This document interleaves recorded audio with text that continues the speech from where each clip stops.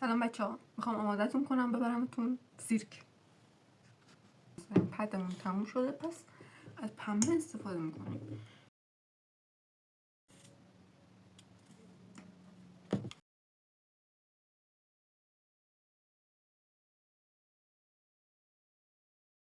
باید کار جمع میکنیم چون شب میخوایم بریم، بعد برمیگردیم که حوصله داره ریش بکنم.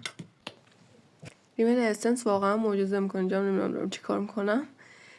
دیگه بریم که قسمت جالبی که از سیرک براتون گرفتم و با هم دیگه ببینیم. امیدوارم که لذت ببریم.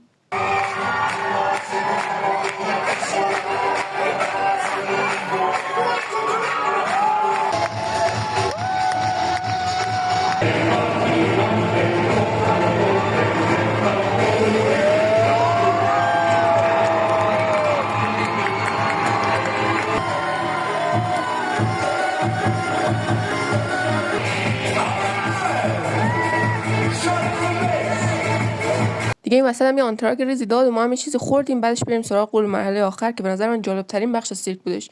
یکم من رو ببینید، شاید دلتون برام تنگ شده باشه. بالاخره فقط اون خانم اون پشت